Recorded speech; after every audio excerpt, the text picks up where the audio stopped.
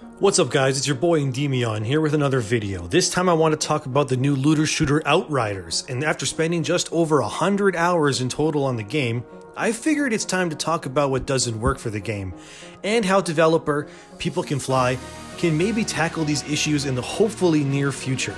And before we start, if you could like, comment, and subscribe to help a new YouTuber out, that would be amazing. Thank you, and let's get on with the video.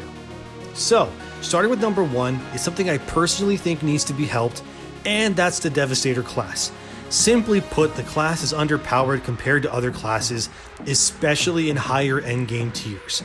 All the other three classes rely mostly on an infinite bullet build, which, don't worry, I'll get to that, but Devastator doesn't have access to this bullet build, and because of that, the Devastator class is laughably weaker than everything else. So much so that in this footage you're watching right now, my Trickster, who's item level 35, is out-damaging my level 43 Devastator like it's nothing. Devastator is supposed to be the tank of the four classes, but nothing about the class feels like that matters.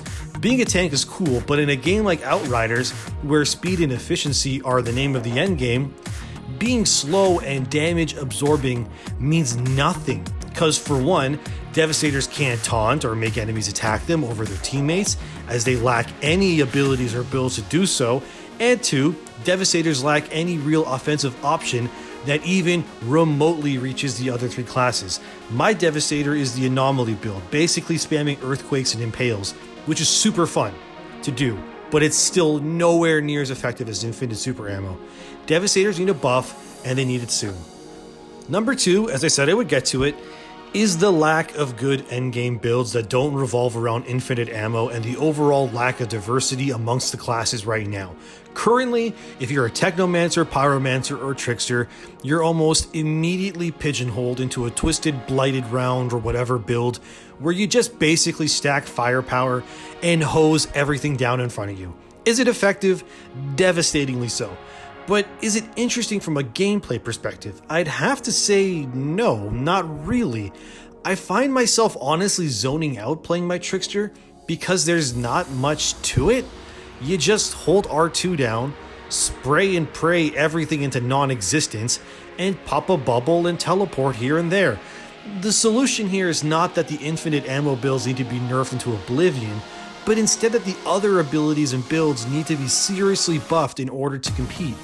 I mean, if you're playing Trickster, who honestly uses Time Rift over the usual twisted round bubble teleport combo really? I mean, some may, sure, but it's not going to be as effective. I would love to play a Pyromancer that focuses on just burning everything with its Hellfire, but in reality, if I were to play that character, I would eventually have to give in and do the infinite ammo build or be left behind. People Can Fly needs to buff the underused abilities, and in my opinion, rework others completely. There's a lot to love here, they just need to buff everything that isn't infinite ammo before everyone becomes carbon copies of themselves. Number three is that the whole speed and time limit idea of expeditions needs to be reworked as well. Currently, if you want the best gear and access to higher tiers, only two things really matter: your damage per second and your speed in general. That's it.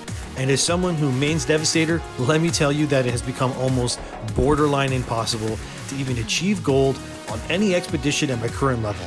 So how do we fix it? I think removing the time limit altogether and instead replacing it with daily and weekly modifiers would be much more interesting. It would actually be very similar to how Destiny 2 does their Nightfall activities. Enemies do more damage, certain elements are buffed, enemies have extra shields, etc. But if you overcome it, there's sweet, precious loot to be had.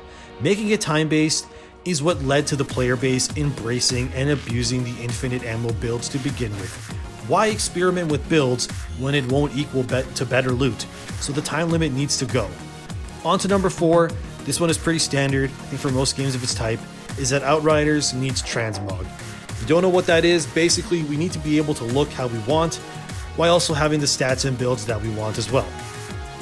There's some ugly combos out there for gear, and it would be really nice to not look like an idiot, especially in a third-person game when you're constantly seeing your character all the time. And finally, number five, legendary items need more identity, and therefore I propose that legendary items and armor need 3 mod slots. One slot that is dedicated to that weapon or armor, making it unique. And then there's 2 mod slots that can be, well, modded. Because the current setup, you can technically dismantle a legendary weapon, take its unique mod, and put it on an epic weapon if you want, which is cool, yes. But it robs the legendary weapon or armor of the, well, legendariness of it.